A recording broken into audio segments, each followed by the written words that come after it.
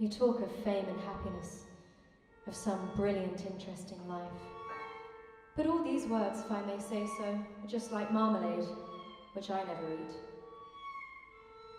You are very young and very kind, but I do not know what is so delightful about my life. You've heard of obsessions, when a man is fixated on the idea of the moon or something. Well, I've got my moon. Day and night, I'm obsessed by the same persistent thought. I must write. I must write. I must write.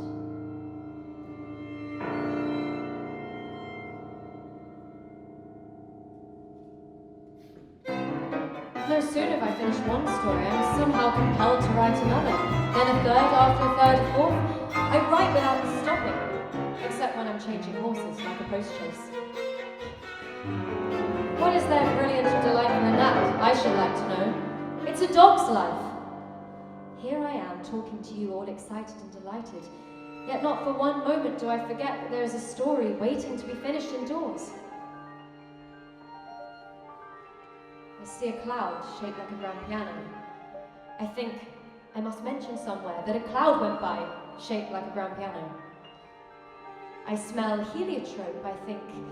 Sickly smell, morning shade, must be used in describing a summer evening. I wait for each phrase, for each word that falls from my lips or yours, and hasten to lock them away in my literary storeroom. They may come in handy someday.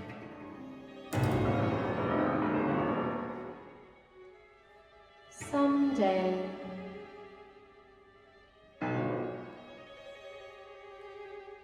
Someday.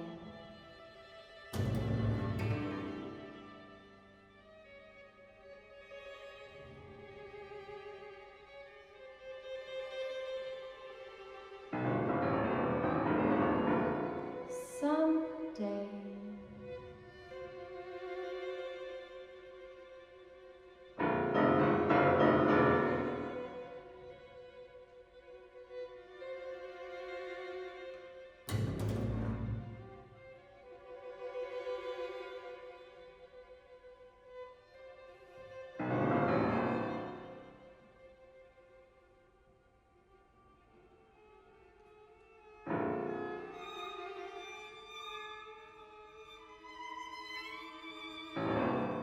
When I finish a piece of work, I fly to the theatre or go fishing in the hope of relaxing, of forgetting myself.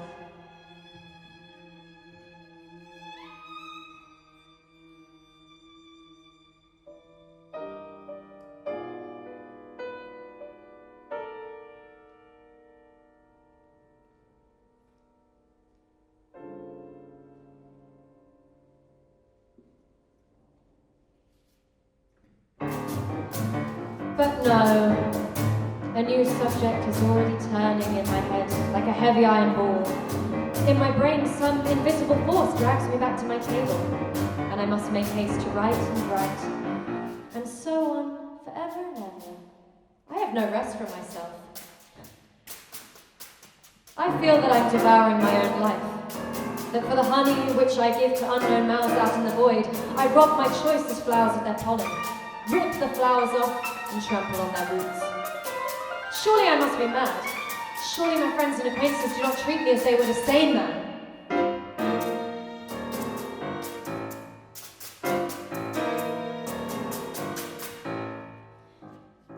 What are you writing at now? What are we going to have next?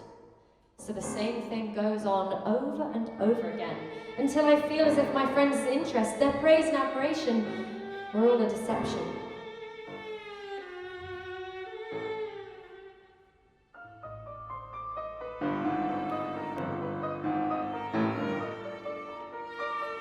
They are deceiving me as one deceives a sick man, and sometimes I'm afraid that any moment they may steal on me from behind and seize me, and carry me off like Prishtin to a madhouse.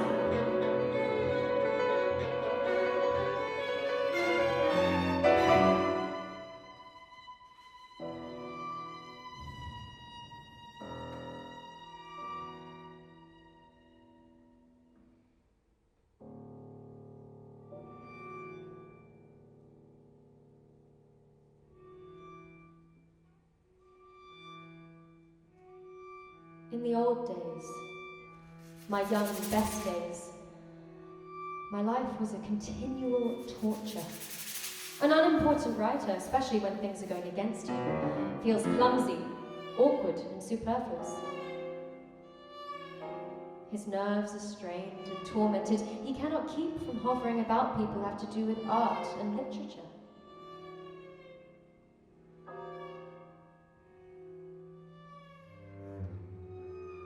Unrecognized, unnoticed, afraid to look men frankly in the eye, like a passionate gambler who has no money left. The reader that I never saw presented himself to my imagination as something unfriendly and mistrustful.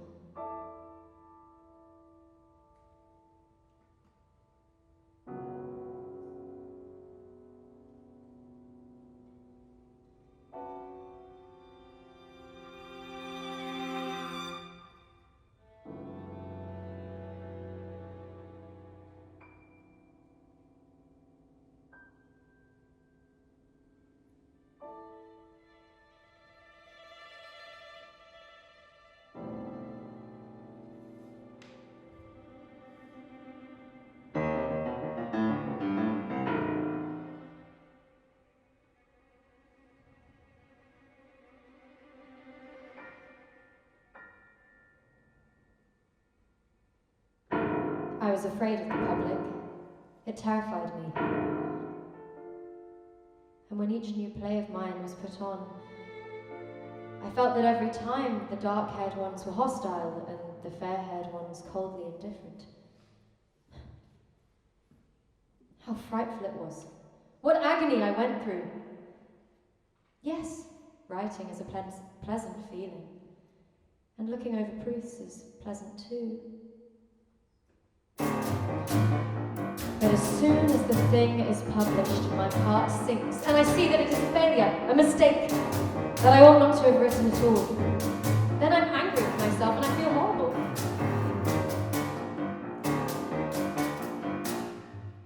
And the public read it, and they say, how charming, how clever, how charming, but not a patch on Tolstoy.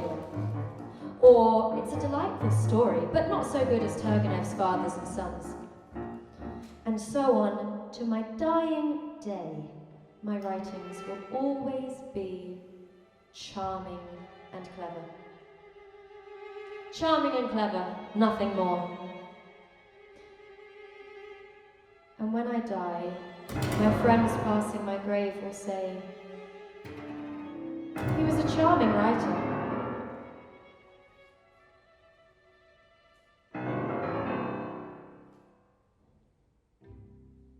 A charming writer.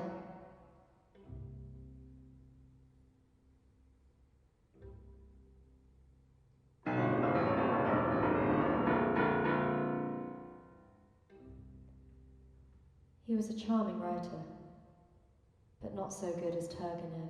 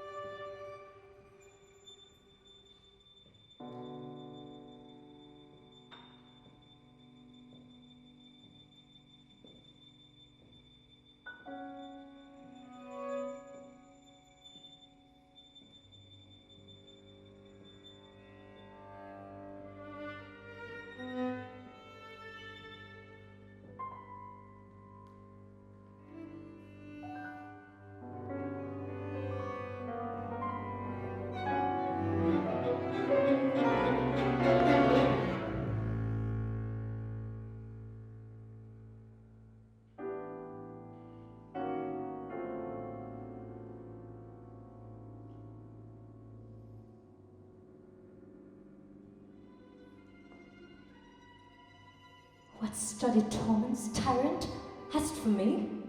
What wills, wrecks, fires? What flame boiling, inlets or oils? What old and new torture must I receive, whose every word deserves to taste thy most worst? Thy tyranny, together working thy jealousies, two fences too weak for their boys, too green and idle for girls of 9. Oh, think what they have done, and then run mad indeed, stark mad. For all thy begun fooleries were but spices of it.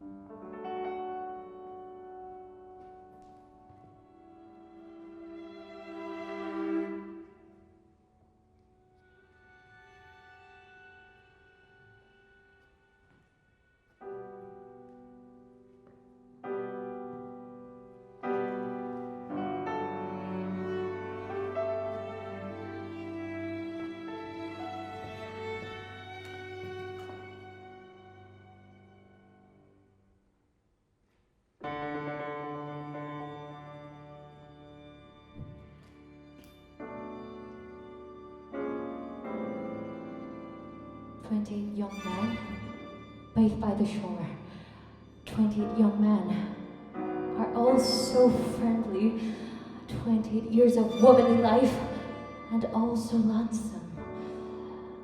The beards of the young men glisten with wet. It ran from their long hair.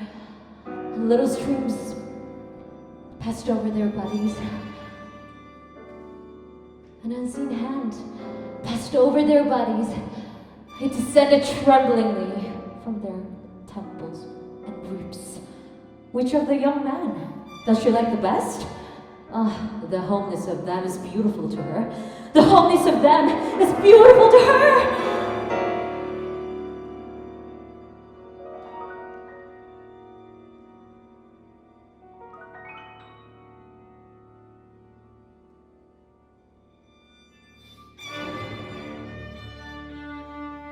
I celebrate myself.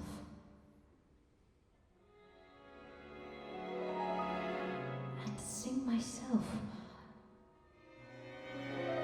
And what I assume, you shall assume, for every atom belonging to me, as good as belongs to you.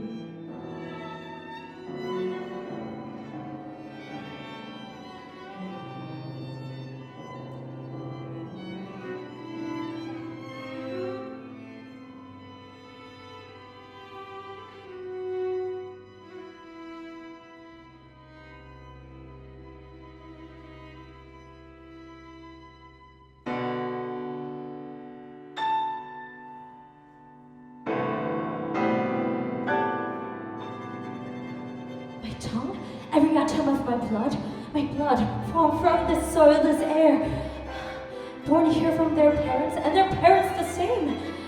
Houses and rooms are full of perfumes, shelves crowded with perfumes. I breathe with the fragrance and know it and like it. The distillation would intoxicate me also, but I shall not let out my own breath. Echoes, ripples, and whispers, lovers of thread, crouch and whine.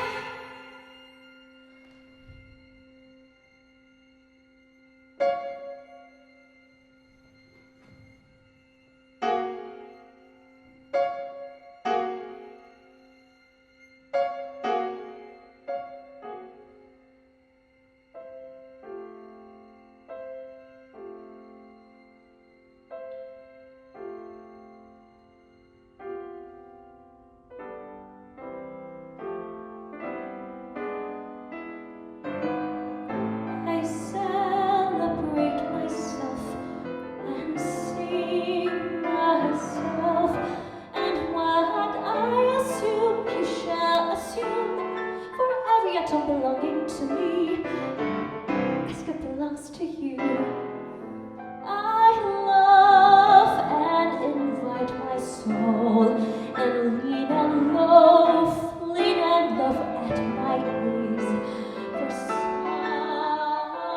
summer grass, my tongue, every atom of my blood, formed from the soilless air, and born here, of here, born here, were parents the same, and their parents the same.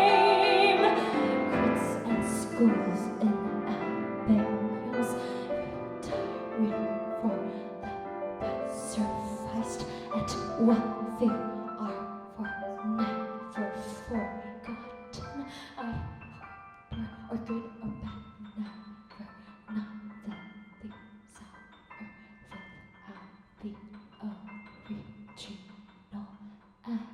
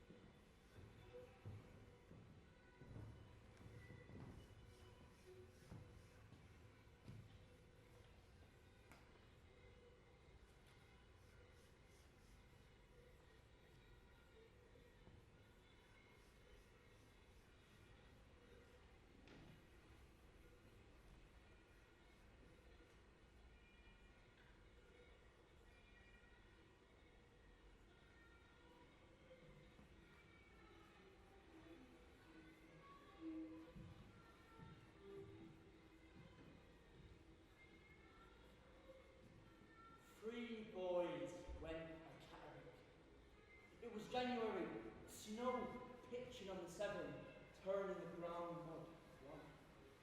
Fishermen blowing on their fingerless gloves, the current pushing their fishing lines tight. That's how it was morning when the three of us did what boys always have and left our homes for war. Because that's what we did, for sure, make no mistake. We're not going someplace, but leaving somewhere. Getting out, moving on, away from here. The 3 of us. Hats, Taff, and me. Boarded a train that day. Suitcase each and a couple of cans. Nervous drags as we changed at Darlington. Those fags going down quicker than a cider in summer.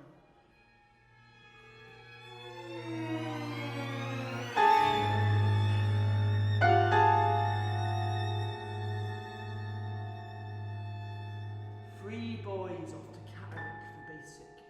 New recruits, crows they called us. The beastings and learnings and drills all ahead of us. But already there.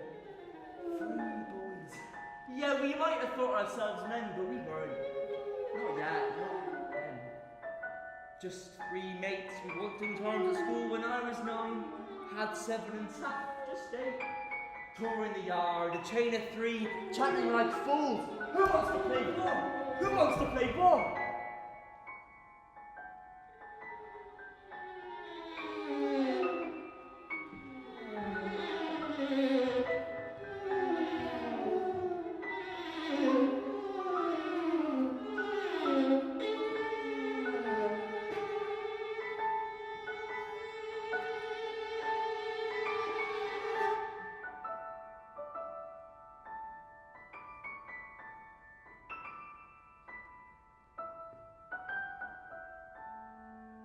John caught 10 years later, and the answer was us.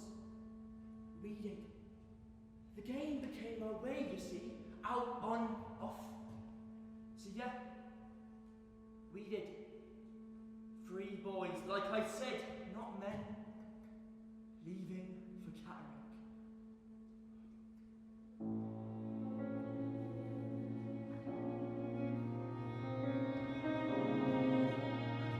Remember when we first got there? The plane pitching in steep. I thought Taff was going to shit himself, even as was there. And then, when we came down that ramp, wham! Heat! Like an open oven door. Dust on your lips. Latitude. Moonlit. The smell of shit.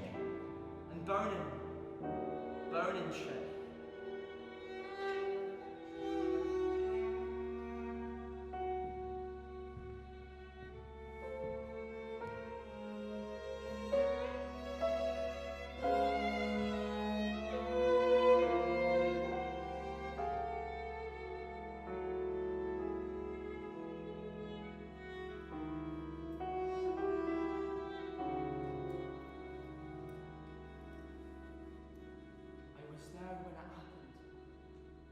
The tree line opened up, muzzle flashes in the bushes, the whine and whiz of Afghan wasps as the rounds came in, and our boys hit their buckles, flat to the ground, faces in the dirt, doing what they could so as not to get hurt.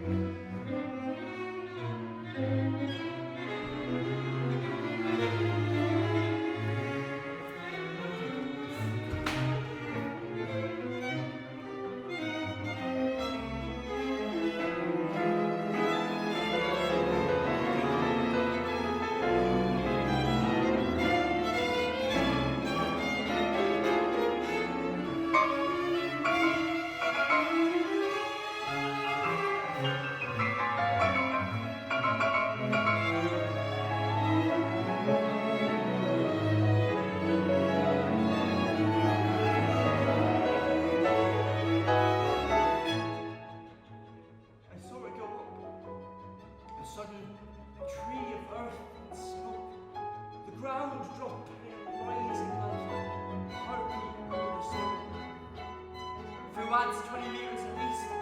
You can still see it now. There was then, arching in the air, his arms flung wide as if he was back at school again. High jumping for a top spin. A record in front of his club.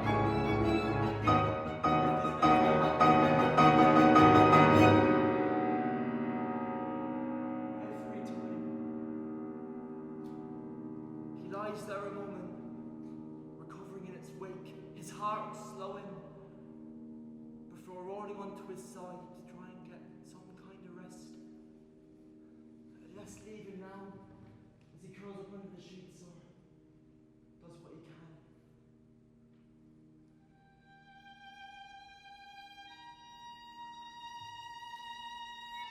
Had's got it. 21, half a tall man trying to sleep, holding what's left of his legs to his chest, as he tells himself of the half of him gone, and the half of him left. It isn't the cursed he should count, but the blessed.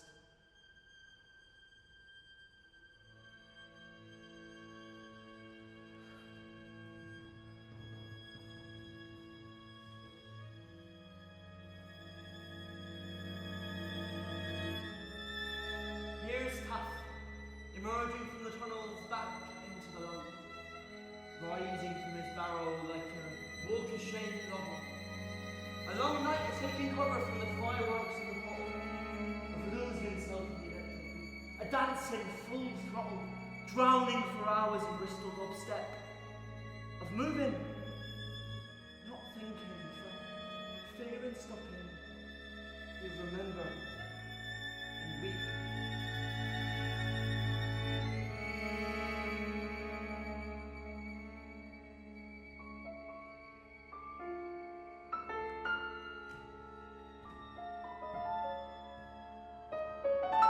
Wouldn't think him a soldier, would you? But he was. One of the best, right from the off. Tough love, basically, did. He was right for it. That night in the Tekla, he'd agreed before he'd finished his pipe. Like he said, it made sense. Time for us to get out of here. And we did. But then we came back, bringing there with us the anger, the dreams, the dead.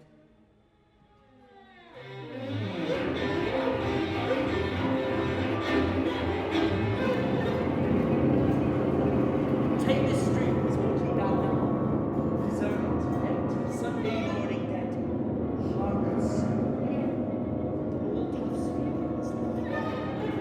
The echo when a village went like this, back there, when the women in melted away. That's what he's trying to keep at bay, plugging in the headphones, turning the volume right up, stalling for time until later in the day when the project will bring him back to harbour again. But right now, he's alone. Half of him is untorn, remembering with a memory that's now the fear, the tension. And of course, before, he didn't make it back with him. Big Ash, Steve-O, Lee, and Tim.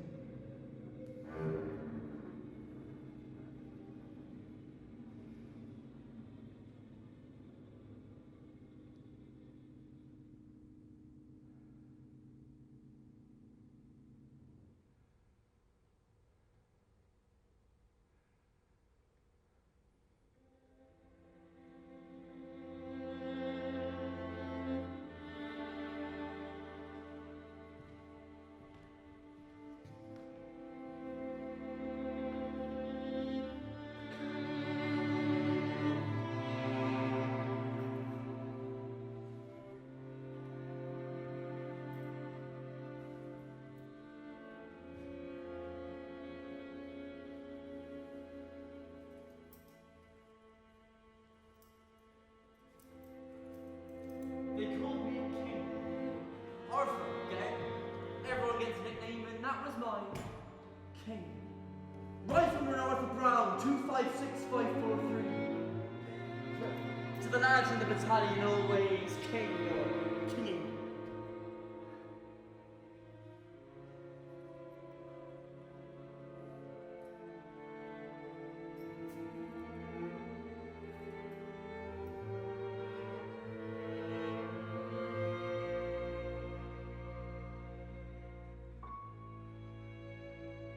New name for a new family. That's how it works. And at first, don't get me wrong, that's what I loved. A tightening down on the pride and the bond. It starts with your regiment, their history,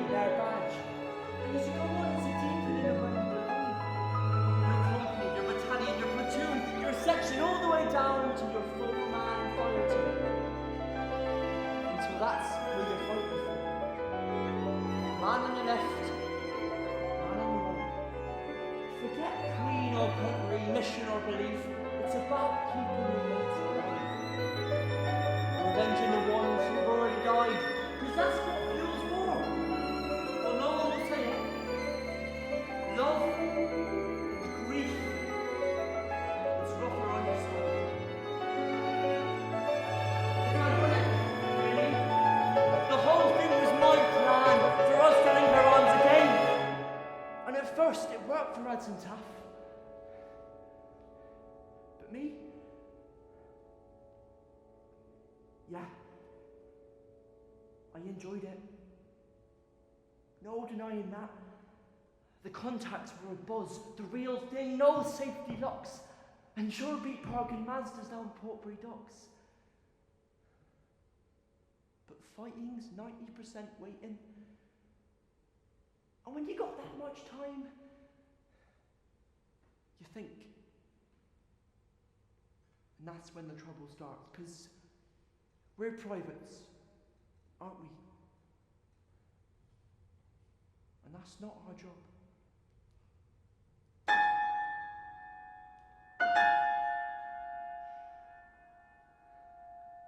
I'd seen and done enough.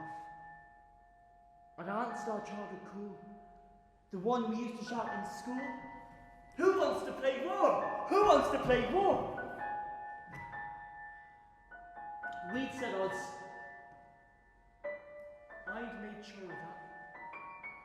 And now we had. This. Saying goodbye to Gwen again. This wasn't in the brochure. Or the worry on the face of my mum. Or the thickening of the tears in my chest as I looked out the window. Saw them both waving. Gwen still crying as if that, the disappearing bus, was the last they'd ever see of me. Which it was.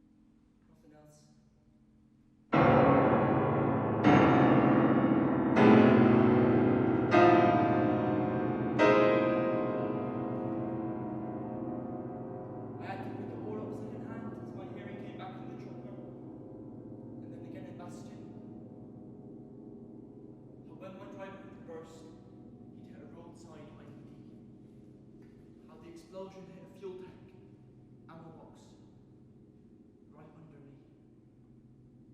Shot me out like Jack in the Box, 60 feet, and I were all kicked off, rockets, grenades, the lot.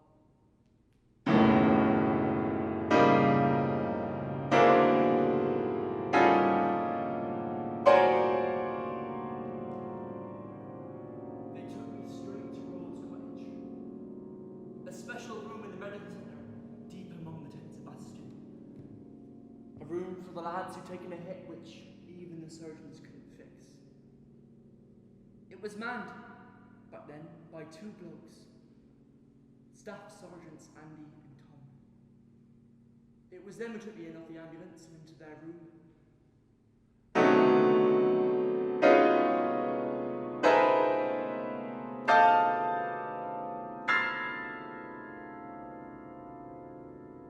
I saw them again just before I left as they slid me back out into the light.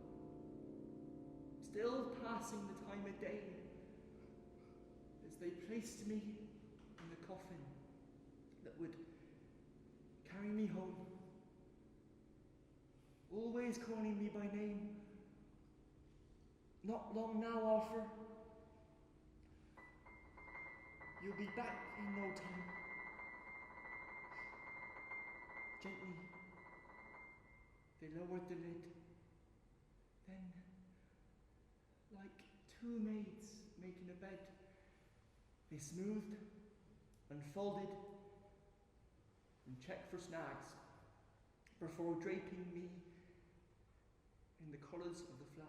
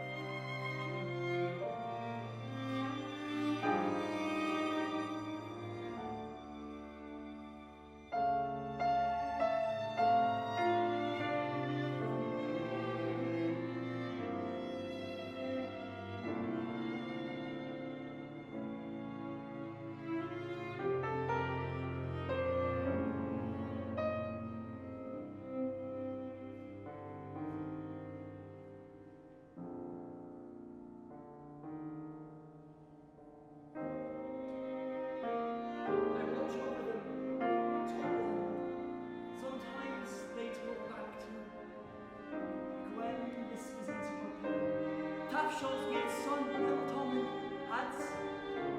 When he can't sleep, he tells me stuff. How he thinks he'll never get a girl, cause that lass took more than just his legs. But he's good. He's soldiering on, partly for him, more for his mum. And Lisa's talking to Tuff again. I saw them laugh the other days. Who knows? Once they've built a home, perhaps he'll have another place to stay.